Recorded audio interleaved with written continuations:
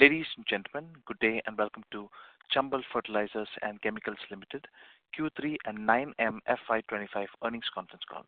As a reminder, all participant lines will be in the listen-only mode, and there will be an opportunity for you to ask questions after the presentation concludes. Should you need assistance during the conference call, please signal an operator by pressing star then zero on your touch-tone phone. Please note that this conference is being recorded. I now hand the conference over to Mr. Rishabh Barar from CDR India. Thank you, and over to you, Mr. Barar. Good day, everyone, and thank you for joining us on the Chambal Fertilisers and Chemicals Q3 and 9-month FY25 earnings call. We have with us today Mr. Abhay Baijal, Managing Director, Mr. Anand Agarwal, CFO, Mr. Anuj Jain, Assistant Vice President Finance, Mr. Tridib Bharat, Vice President Legal and Company Secretary. Before we get started, I would like to point out that some statements made or discussed in the conference call today may be forward-looking in nature and must be viewed in conjunction with the risks the company faces. Chambal Fertilisers and Chemicals does not undertake to update them. The statement in this regard is available for reference in the presentation. We will begin this call with opening remarks from Mr. Baijal. I would now like to invite Mr. Baijal to share his views. Over to you, sir. Thank you, Rishabh. Good day to everybody and a warm welcome to all of you participating in this call. At the outset, let me wish everyone a healthy and prosperous 2025. During the quarter, on a standalone basis, the company has achieved an EBITDA of rupees 843 crores as against 724 crores last year. This is a growth of about 16%. A profit after tax of 505 crores as against 404 crores last year, which is also a growth of 25%. For the 9 months, the company achieved an EBITDA of rupees 2,619 crores as against 2,199 crores last year, which is a growth of about 19%, and a PAT of rupees 1,557 crores as against 1,245 crores, showing a growth of 25% YOY. At the consolidated levels also, the company has performed well during the quarter, registering a PAT of 534 crores as against 459 crores last year, which is a growth of 16%. For the 9 months, there was a PAT of 1,519 crores as against 1,179 crores last year, which is showing a growth of 29%. Our urea operating units operated at optimal capacity. Production during the quarter stood at 9.18 lakh metric tons against 9.1 lakh metric tons last year, YOY. Urea sales stood at 9.88 lakh metric tons against 8.92 lakh metric tons, YOY. Subsidy receipts too continue to be timely. We received 3,350 crores approximately in subsidy during the quarter 3 of financial year 25. Of course, these numbers are there for you to see in the segment results, but I would like to highlight the performance of our crop protection chemicals and specialty nutrients. It continues to be quite encouraging. During the quarter, CPCSM revenue stood at 255 crores as against 203 crores last year, which is a growth of almost 26% YOY, with a contribution of 68 crores against 49 crores, which is a 39% increase.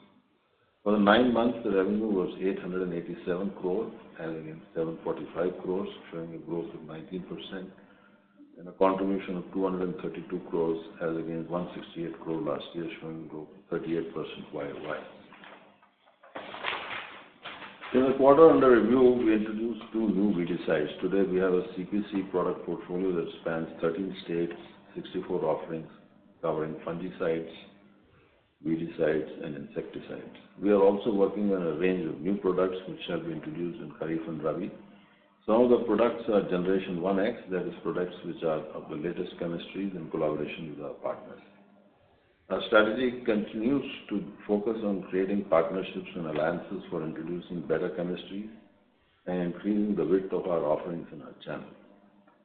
I would like to highlight that we have made a strong beginning in biologicals, and they are increasingly gaining importance in the crop protection space.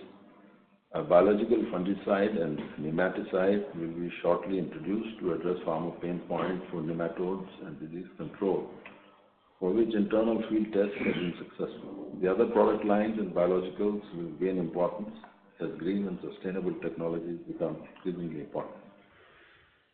One of the highlights of the quarter was that Chambal Fertilisers and TERI, which is the Energy Resource Institute, entered into an agreement for research to establish the CFCL TERI Center for Excellence for Advanced and Sustainable Agricultural Solutions. This is significant in the background of food security challenges due to an increasing population. The success of our Uttam Supervisor offering and encouraging response to Uttam biogenic nanophosphorus gives us confidence in our ability to promote sustainability through bio-based agricultural solutions in India. TERI, as you know, is a pioneer institution in this area, and Center of Excellence aligns closely with the Government of India's Bio E3 initiative, which aims to promote biomanufacturing industries. Under the arrangement, TERI will be doing research in the Center of Excellence to develop new products where the IP rights will be jointly owned between CFCL TERI and Chambal will have exclusive commercial rights globally on the products which are developed over a period of the next 5 years. The laboratories and equipment are more or less in position, and the work will start in earnest from March onwards. We will also be focusing on entry into hybrid and research variety seeds, for which substantially, and it will complete our agri inputs profile. We expect to start sales and marketing of hybrid wheat, mustard, millets, etc. in the next financial year, starting from Kharif 25 onwards. In the non-urea space, our product portfolio approach continues, and I'm glad to inform you that in Emacid, our joint venture, the expansion project from 5 lakh metric tons approximately to 7 lakh metric tons has been approved by the board. As we speak, work is going on to implement that particular project, not only on the phosphoric acid expansion, but also to attend to the deficit in the sulfuric acid plant. The total investment in those areas will be about $173 million, which will be completed by 27-28. As far as volumes for our Farmer Connect Seed to Harvest program is now growing, we are also placing great amount of emphasis on communication and reaching out to our stakeholders and partners. Besides our Hello Uttam exports, at all 4 locations received more than 9,000 calls and queries. So this happens to be a very important program for us to assist our farmers and to get specialized knowledge across to them as to how to use products. And we are also, as part of our Seed to Harvest program, which is a key focus area for Chambal, we undertook more than 2,500 farmer meetings, conducted 3,500 demos, and analyzed 98,000 soil samples for macro and micronutrient analysis. The technical ammonium nitrate project is progressing quite well. Statutory approvals are in place. Equipment has started to get received. You must have seen photographs showing the extent of the civil and other construction works having been completed. And we are very confident that we will be able to start the plant in January 26. Cumulative expenditure as of December 31st has been 466 crores.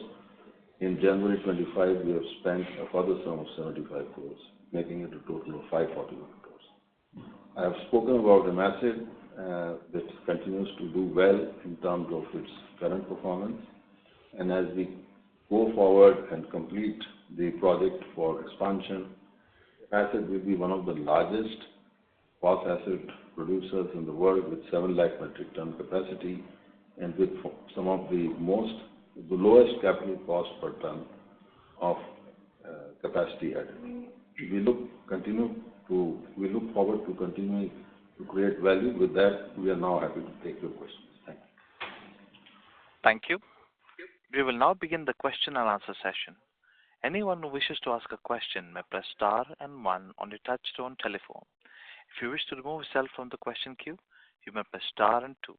Participants are requested to use handsets while asking a question. Ladies and gentlemen, we'll wait for a moment while the question queue assembles.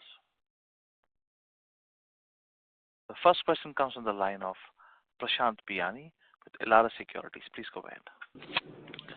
Yeah, thank you for the opportunity and sir, congrats on a good set of results. Sir, regarding our trading business, how much of the additional 3,500 rupee per ton of DAP subsidy have we booked in Q3? Not completely. I am told roughly 80-85%. Okay, sir, seeing your EBITDA per ton for traded fertilizer, it does not look like we are making money on DAP. Would that assessment be right?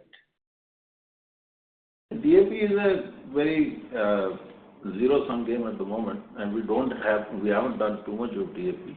I think the total sales in the quarter was about 1 lakh tons, plus or minus. That is only to have the portfolio approach rather than anything else. See, we are traders, rather we are importers and sellers. We don't have the cost structure on control. We have to see what we can do in terms of the total portfolio approach, and we have done what we felt was necessary to keep the channel lubricated. Okay. Sir, I missed your opening remarks on IMACID capacity expansion. There was some patchy voice. Can you please repeat it? I am just saying that the board there has approved the expansion from 5 lakh metric ton to 7 lakh metric ton. And there are two parts to it, the phosphoric acid plant and the sulfuric acid plant, which is a concomitant facility which is needed to support the production. So in the first phase, the phosphoric acid plant will go into production, maybe by end 26 or maybe early 27. And the other part, which is the sulfuric acid plant, the studies for narrowing down the cost is still on, but we are quite hopeful that that will also be done. And taken together, the total cost of the expansion is about $173 million. $173 million. $173 million. Okay. And sir, what led us to configure some changes in the TAN plant, and these changes are the things which are causing the delay or something else? No, these changes are necessary to get operating efficiency when you do warm ammonia. Otherwise, just give you a small understanding of this. First, if you have to store back the ammonia, you have to basically chill it. Instead of that, if you are able to directly pump the ammonia into the system, whatever is being produced online, then you save energy in that. That's a very simple process that has to be done. Second part is that looking to the fact that LDAN that is light density ammonium nitrate, is going to play an important role going in the future. We have to make provisions in terms of layouts and other such things. So that engineering took about 1.5 months extra. It does not materially matter. Right. Sure, I'll come back in the queue. I have a few more questions. Thank you. Next question comes from the line of Jainam Kelani with Swan Investments. Please go ahead. Hi, sir. Thanks for this opportunity and congratulations for a good set of numbers. So I have a few questions about TAN. So sir, currently, what could be the domestic demand for TAN and how much of it is being imported? My understanding is that domestic production, all told, is close to 1 million tons. Imports could be varying between 200,000 tons to 400,000 tons, depending on what positioning happens. That is how it is. There is increasingly demand in terms of infrastructure development, in terms of mining, in terms of border roads, in terms of cement production and so on. So all of that is contributing to the growth, and government's capex investments is one part of, because it's mostly infrastructure related. It is taking its, it is casting its pressure on the demand. So that's how it is. The growth is, I'm told, close to be 6% CAGR. Okay. So, sir, we are expanding into TAN, and our competitor is also expanding into TAN. So do we see an oversupply situation in the near term? There could be going forward in the next 2-3 years because other capacities are also coming, assuming that they do come. But it will still be a stable market in terms of it is not going to be very long in the sense that there is not too much of overcapacity. But it also depends on what person and what cost structure. So I think that's where Chambal will score. Okay. And so what could be the EBITDA per ton we can expect in this project? You will have to wait. We will reveal that when the time comes. Okay. And sir, would we be backward integrating into ammonia too for this project? In terms of planning projects, and we have a certain payback number of years in our mind when we do it. And we are confident that we will achieve. Okay, so that's it from my side. Thank you. Thank you. A reminder to all the participants that you may press star and 1 to ask a question. Next question comes on the line of Harmish Desai with Phillip Capital. Please go ahead. Good evening and thank you for taking my question. So my first question is on the IMACID expansion. So how much capex do we expect to incur in this expansion? I think I told you $173 million. Okay, I'm sorry. I must have missed out. Sorry for that. And sir, what is our total capex that we have incurred in 9 months apart from the TAN capex? I will ask Mr. Anand Agarwal to answer this question. Hi, Ramesh. Hi, sir. So, current year we have actually invested around 357 crores of capex total, out of which TAN is around 250 crores. Understood, sir. Yeah. And sir, in TAN, so now we have shifted the date to January. So how much time will it take for us to ramp up the project, and any expectation of contribution from the TAN business in FY27? Yeah, 27 we definitely have. Current year we are not being too aggressive on our number, but obviously we want to ramp it up in the same month as such. So it will get ramped up very soon. See, I'll just make this point that the date of that in January 26th is the date of commercial production delivery. That means it meets all parameters in terms of capacity, in terms of efficiency, in terms of quality. Understood, It's sir. not a trial beginning from January 26th. Got it, sir. Got it. Yeah. And sir, this you mentioned in your presentation that we have achieved our energy efficiency has increased by 3%. So how much does it translate in terms of increase in EBITDA? See, this is I'll just give you this is a rough computation. 3% saving on some 5,000 rupees per Gcal. Okay. Got it. And sir, if you can just help us with the volume numbers for Gadepan 1, 2, and 3. That I will ask Mr. Jain or Mr. Gadepan 1, in the quarter we had production of 2.96 lakh tons, and Gadepan 2, 2.67, and Gadepan 3, 3.55. So total put together we had production of 9.18 lakh tons. Answer the gas cost for Q3. Gas cost for Q3 is about $15.85 per MMBTU on LCV basis. Understood, sir. Thank you. I'll come back in queue. Thank you so much. Thank you. A reminder to all the participants that you may press star and 1 to ask a question. Next question comes from the line of Prashant Biyani with Elara Securities. Please go ahead. So what would be the mode of our share of IMACID investment? You don't have to invest, they have got enough cash. Okay, so dividend receipt and all those things will continue as they are continuing. Dividend will go up and down, or we may take dividend and then reinvest back into them. That's up to us, what we want to do. That's a tactical decision from time to time. And let me also tell you that this Chambal is quite serious in looking at ensuring phosphate supply or securing phosphate supply chains in phosphate-rich countries.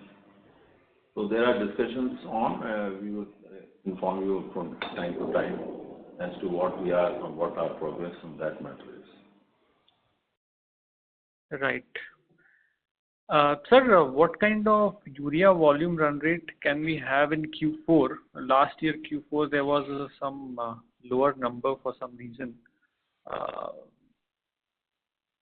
See, what happens in the last quarter is that we go under what we call the annual turnarounds. Last year we had 2, Gadepan 1 and 2. This year we have only 1, which is Gadepan 3. So I would only hazard a guess, assuming that the plants run full capacity, we will, if you minus the amount of 3,500 rupees per ton, 3,900 tons per day for Gadepan 3 for about 30 days, that's the kind of minus that you will get. But there are 1 or 2 niggling problems with Gadepan 1 and 2, very short shutdowns will be taken. So I would guess between 1 to 1.5 lakh tons. 1 to 1.5 lakh. From the normal run rate. Right. And sir, you told this year G3 will go under shutdown, if I heard it right. Okay. And sir, how much is the net debt at the end of Q3 or net cash? Cash is high. Cash is high, I think, to the tune of 2,500 crores. 3,000. 3,000, sorry, 3,000. Okay. And sir, for or within CPC and SN, what could be the breakup of CPC and SN revenue on annualized basis? I think it is, if I am not wrong, either 65-35 or 70-50. Depending on which quarter we sell what. Okay. Sir, again, the recurring question, after the expiration of G3 benefits, first of all, we don't know how much the benefits will reduce by, but any further plans or decision if we have taken on how are we going to compensate that through any of the growth projects? You also mentioned about securing the phosphate supply for India. So when can we hear something on that? And very soon, but it depends on negotiations. Outer timeline of this? I can't say that. That's very difficult to say because when you are dealing with foreign partners, where it ends, how it ends, one doesn't know. But we are quite on the way. That's that. And there is active interest on both sides. That's what I think. This could lead to some investments in India or internationally? It will lead to international investment. And we will secure the supply chain till the end or? Depends. See, it is not only for India, it's a global business. Right. So, would there be role of government as well in this? I don't think so. Okay, sir. That's it from my side. Thank you. Thank you. A reminder to all the participants that you may press star and 1 to ask a question. Next question comes from the line of Dhruv Muchal with HDFC AMC. Please go ahead. Yeah, sir. Thank you. Sir, just on Prashant's earlier question. So the P-acid you mentioned is for global supply, or we can think of this as downstream for the NPKs that we may put in, or just for largely global supply? We already manufacture 5 lakh tons in Himachal.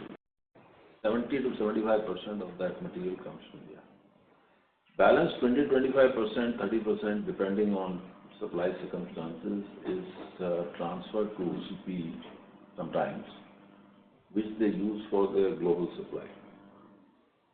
In this additional 2 lakh metric tons, we have to see how we can find the markets to absorb these quantities, either in India or abroad. But given the fact that, as I told you, this is the least capital cost project, or rather in the totality of the 7 lakh tons, one of the least capital cost projects, most efficient also. We have a very good price advantage in terms of how the fixed cost that is loaded on. Of course, the other costs in terms of the cost of rock and so on, there are variable costs. Fixed cost wise, it is also one of the most efficient plants. So that gives us some advantage. And how we parlay that in terms of the world supplies, that is a question of marketing. It's between the partners, how we'll go about it. If the Indian market is ready to pay the necessary prices, why should we send it to Mm-hmm. Sorry for my lack of background on this. So whatever IMACID expands or sells, the marketing right for that is with Chambal, or the responsibility is with Chambal, is it? It is between the partners, but OCP is the lead in that. Okay, got it. Perfect. Budget of and what is to be, and then there are long-term supply agreements, arrangements with Indians, so that continues. But if there are anything excess of that, it can get transferred to world supply. And just the other thing was just on the cost, probably not as relevant for you, but because that goes in the JV. But you mentioned 175, around 173 million, which is about, say, at the rate of 83, is about 1400 odd crores. So some of our peers domestically are expanding P-acid at phosphacid at about of a similar capacity, incremental in sense, at about 200-300 crores. So the additional amount is because of the sulfuric acid, is it? Correct. Okay, got it. And so the other thing was on the energy efficiency gains. So in your presentation, you mentioned 3% improvement in energy efficiency and 125 metric ton per day of incremental production.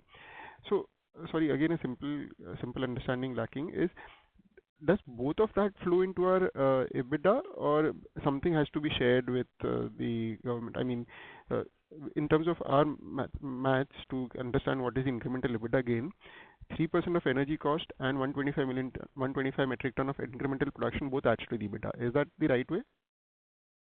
Oh, yes, they add to the EBITDA, but you made an important point as to whether some gain sharing takes place. Yes, there is a gain sharing formula. And on the additional production that we do, it goes beyond the RAC.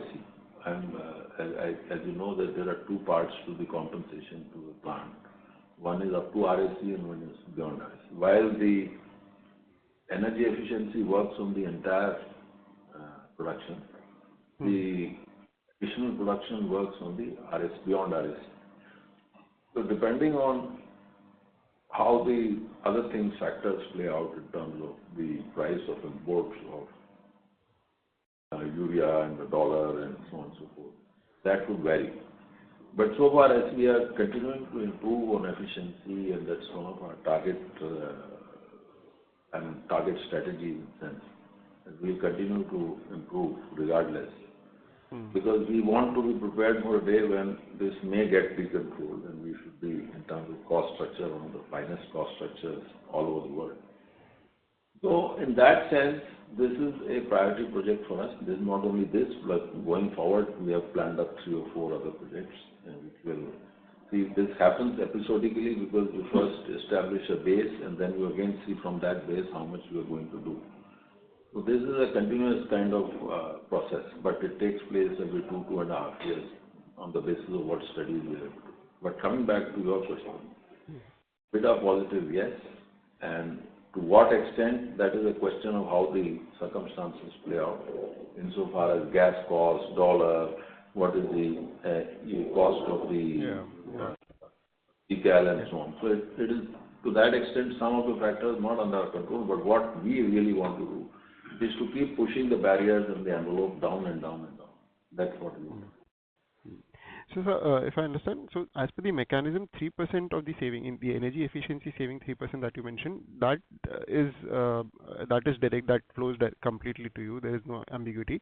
The 125, whatever incremental production, that depends upon market forces, multiple variables, as it happens. I just think the energy gain is some amount of gain sharing is there. But since it is a consistent policy for every ton for ton or every GCal for GCal, you will get a certain amount of compensation. Got it. And so last question, if you can share, what would be the ammonia profit this quarter and for 9 months? Surplus ammonia? The profit, see, this year has been a little soft. Even Stevens, I would say, we have done, I think, about 81,000 tons of sales. 80,000 tons of sales. I think reasonable four-digit profits are there. Okay. Okay, perfect. Great, sir. Thank you so much and all the best. Thanks. Thank you. A reminder to all the participants that you may press star and one to ask a question. Next question comes from the line of Harmish Desai with Phillip Capital. Please go ahead. Thank you for taking my question again. So my question is on seeds. You mentioned that the new focus area is going to be seeds going ahead. So any update on that?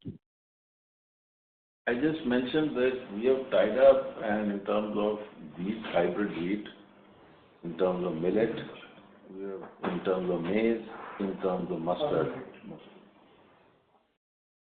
Understood. And sir, the increase in NPK volume, now that there's not much change in subsidy. So sir, what has led to this increase in Q3, and do you expect this run rate to continue in Q4 as well? Q4 normally is not a quarter for sales of NPK. Its sales will start basically from first quarter of next year, which is when the Kharif really kicks in. Whatever sales we do, a little bit of MOP and all that, is small places where small demands come in on traditional crops of some type, mentha, etc. and so on. So it's not really a quarter where you will do sales. But coming back to what you said about NPK, let me show you that we have tied up some quantities for the Kharif in the NPK side, and we are adequately stocked for. Understood. And sir, my last question is on LDAN, which the delay in the TAN project has become, you guys are trying to accommodate the LDAN equipment.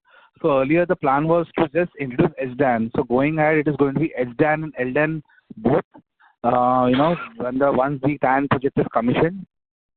Let me just clarify to you. We have made a provision to install LDAN equipment alongside the original configuration. Because if we had not done that, then we would have to take a very long shutdown sometime in the future, or to shut the plant for 4 months, 6 months, 10 months, in order to incorporate those things.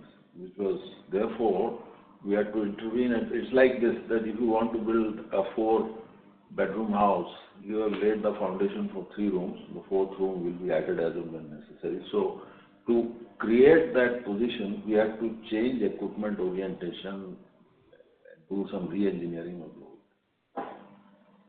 I hope I make myself clear. Yes, sir. So that is all from my side, sir. Thank you for taking my question. Thank you. A reminder to all the participants that you may press star and one to ask a question. Next question comes from the line of S. Ramesh with Nirmal Bang. Please go ahead. Thank you and good evening, and congratulations on your good results. So if you look at the crop protection business, in your expansion up to 1750 crores by 27, the delta in terms of the contribution is declining as a percentage. So is that something you are making on a conservative basis, or is there a reason in terms of your product mix and your reading on the market? How should we see that? I think it is a question of representation, whether we are representing it in terms of gross or net. I think I'll ask Anand to explain. what is happening, because what's really the projection that was given was, I think, on the basis of gross sales, and what we are reporting in this segment is on the basis of net sales, which is after trade discounts and all that. That's where the difference is. Yeah, but in slide 6, if you see if you look at revenue and contribution for FY24, the percentage margin is more than 25%. And if you see the target revenue for 1750, and the contribution target of 310 crores, the percentage margin is declining. And if you take the delta, in that 1750 number, you deflate it by about 20%. You will come to the number you're talking about. Okay. You're saying that there is a difference in terms of the revenue reporting. Okay, fine. So, gross basis or net basis, when I just explained to you that when we are doing it in the segment results, it is on net basis. For the sake of consistency and not to, make a variation, they decided to keep sticking to the gross. The earlier number which we had told, however, that was a gross number, and what we have to put up in our accounts is a net number. And that is the difference. So it will be somewhere around 20-22%. So are you saying the FY24 number has to be deflated, or the 1750 has to be deflated? No, the projection number. The projected number has to come down. Okay, so the margin. Okay, fair enough. So if you look at your overall strategy for the crop protection business, how are you reading the current pricing environment and the demand growth? And in terms of the top line growth for next year, what would be the kind of percentage volume growth you can get? And to the extent that there could be some, continued pressure on pricing, what would be the revenue growth on a given volume growth? We continue to grow at the rates that we have been doing. In fact, try to better it. That's my brief to the team. Therefore, if you recall in my opening statement that we said that we are now starting to get Gen 1X molecules, and we are creating strong alliances with companies which have got research bases, and therefore we are introducing those new products and therefore expanding the portfolio with at least 3 to 4 new products every year. So that is what our strategy is, and that will give us the growth. Plus there is, as we widen the channel, as we take more wallet share in the channel, the growth will come from there. So we feel that we will continue to grow in the same way. Yeah, so if you look at the 9-month revenue growth, 19%, Q3 growth is 26%. Can we get the breakup in terms of how much of this is volume growth? Because the reason why I'm asking is on this base, if you look at certain volume growth, if there is some price decline, the top line growth might look lower. So on this, if you can give us the volume growth out of this third quarter and full 9 months revenue growth, that will be helpful. I think you can discuss this offline with Anand. We will give you this how much was volume and how much was price. Yeah. That you can discuss with Anand. Okay, fair enough. So in the TAN project, if I may ask, if you look at the long run, economics of that business, what is the utilization you require to get your threshold IRR of around, say, 14-15% that you may expect in that? See, Chambal believes in running its plant 100% plus. First of all, that is what it is. As far as the IRR is computed, it is computed on a conservative basis. And that I would say that they have got a certain break-even number. I won't tell you what the break-even is, but it is. We will be operating even at 80-85%. Yes. Okay, so finally, in terms of the thoughts on capital allocation, you're going to get incremental cash even after the TAN project is executed. And given your portfolio in terms of a subsidized business, your trading business, which perhaps is a little bit more, vulnerable to the, global prices, and the crop protection business, which seems to have its own legs. So incrementally, in terms of your focus, where will you allocate this capital once the TAN project is completed? I think I just made a mention of global phosphate supply chain somewhere. I think that will be one of the breakthroughs that if I could or the company could do during this time, that will create a very strong base for Chambal to be a global phosphate player. And that is one area we're definitely looking into. Seeds is another area we are looking into, where we will start with the reintroduction of Chambal back into market, and then take it forward from there and add value one way or the other going forward. So that might require some inorganic movements into the market. So those are things that, and as I said, biologicals is one of the very key areas that we are working in. And we believe that we will be creating a very strong pipeline of products for the TERI research. There is a very systematic program being run there with targeted products which will come out in 26, 27, 27, 28, 28. And there is a very large ambition out there to go up to almost 300-400 crores of biological sales.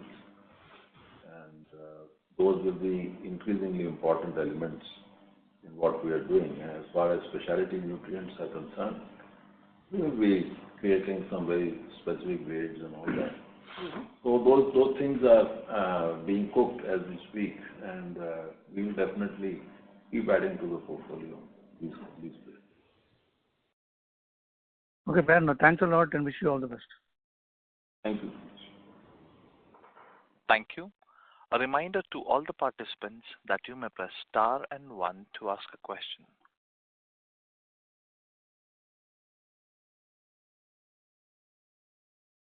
Once again, a reminder to all the participants that you may press star and 1 to ask a question.